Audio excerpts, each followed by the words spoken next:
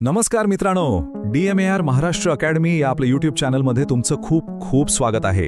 मला माहिती आहे, महाराष्ट्रातल्या सरकारी नोकरीचे निकाल आणि परीक्षांच्या तारखांची तुम्ही सगळेजण अगदी आतुरतेने वाट पाहताय.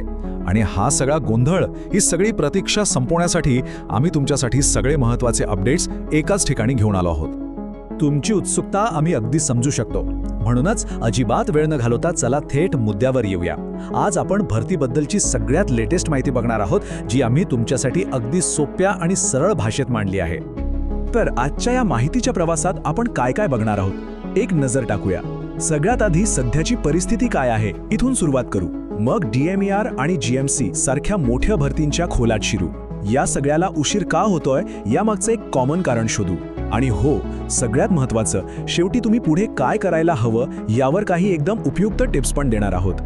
चला तर मग सुरुवात करूया. पहिला आणि सगळ्यात मोठा प्रश्न जो सगळ्यांना पडलाय, इतके सगळे निकाल आणि परीक्षा एकाच वेळी का बरं थांबल्या आहेत? यामागचं नेमकं कारण काय? चला, हे चित्र आज आपण एकदम क्लिअर करूया. सगळ्यात आधी बोलूया त्या भरतीबद्दल जिच्याबद्दल सगळ्यात जास्त चर्चा आहे. बरोबर, DMAR.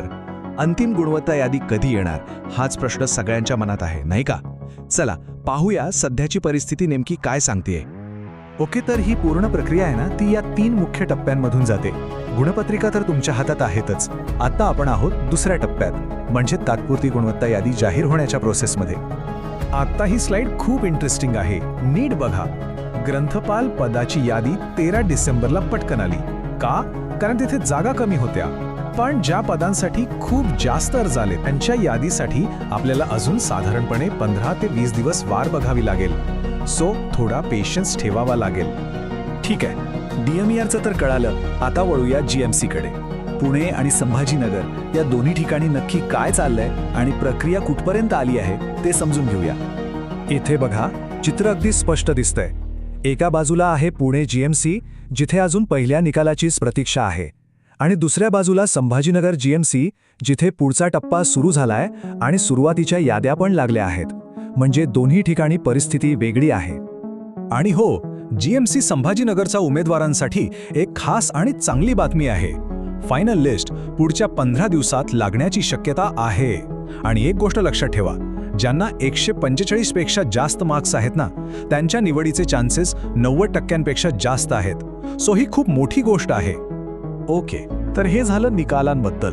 पण आता त्या 2 मोठ्या भरतींबद्दल बोलूया जिथे अजून परीक्षाच व्हायच्या आहेत, म्हणजे सांगली आणि ठाणे. GMC सांगली मिरजमध्ये गट ड च्या 263 पदांसाठीची ही भरती आहे.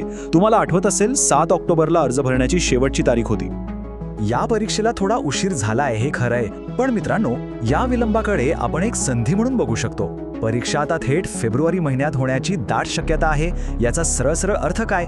तर तुमच्याकडे तयारीसाठी जवळपास 1.5 ते 2 महिन्यांचा एकदम गोल्डन टाइम आहे. त्याचा पुरेपूर फायदा घ्या. आता वळूया ठाणे महानगरपालिकेच्या मेगा भरतीकडे. स्टाफ नर्स, फार्मासिस्ट अशा महत्त्वाच्या पदांसहित तब्बल 1773 जागा. विचार करा, किती मोठी संधी आहे ही. इथेही अर्जदारांची संख्या आणि पदांची संख्या प्रचंड आहे.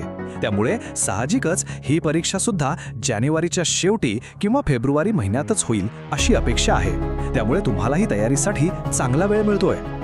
आतापर्यंत आपण पाहिलं की अनेक भरती प्रक्रिया थांबल्या आहेत किंवा हळू झाल्या आहेत. या सगळ्यामागे एकच समान धागा आहे, एकच कारण आहे जे या सगळ्याला जबाबदार आहे. चला, ते कारण नक्की काय आहे ते उलगडून पाहूया. आणि ते कारण आहे आचारसंहिता. सोप्या भाषेत सांगायचं तर, निवडणुकीच्या काळात सरकारी यंत्रणा कोणत्याही नवीन घोषणा किंवा भरतीसारख्या प्रशासकीय प्रक्रिया पुढे नेऊ शकत नाही. आणि याच कारणामुळे सध्या अनेक प्रक्रिया होल्डवर आहेत. ही आचारसंहिता, जी साधारणपणे जानेवारीच्या शेवटपर्यंत लागू राहील, तिचा थेट परिणाम GMC पुणे, सांगली आणि ठाणे महानगरपालिकेच्या भरती प्रक्रियेवर होतोय. त्यामुळेच हा विलंब होतोय. तर मग आता प्रश्न हा आहे की या सगळ्या परिस्थितीत, या वेटिंग पिरियडमध्ये तुम्ही काय करायला हवं? निराश होऊन बसायचं की काहीतरी वेगळा विचार करायचा? अगदी 3 सोप्या गोष्टी लक्षात ठेवा. 1. कुठल्याही अफवांवर विश्वास ठेवू नका. फक्त आणि फक्त अधिकृत वेबसाईट्स चेक करत राहा. 2. मिळालेला वेळ वाया घालवू नका. त्याचा उपयोग अभ्यास आणि रिव्हिजनसाठी करा. आणि 3.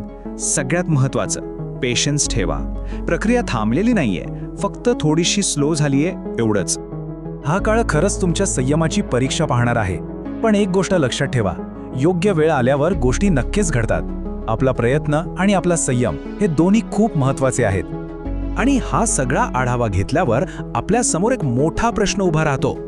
भविष्यात असं होऊ नये, उमेदवारांचा वेळ वाचावा आणि त्यांना एक निश्चिती मिळावी, यासाठी या भरती प्रक्रियेत असे कोणते मोठे बदल करता येतील जेणेकरून ही प्रक्रिया अधिक सुरळीत होईल. आशा आहे की या सविस्तर माहितीमुळे तुमच्या मनातला गोंधळ नक्कीच कमी झाला असेल आणि तुम्हाला एक स्पष्ट दिशा मिळाली असेल. तुमच्या तयारीसाठी खूप खूप शुभेच्छा. आणि हो, DMER बद्दल असेच लेटेस्ट अपडेट्स मिळवण्यासाठी या व्हिडिओला लाईक करायला आणि DMER महाराष्ट्र अकॅडमी या आपल्या चॅनलला सबस्क्राईब करायला अजिबात विसरू नका. धन्यवाद.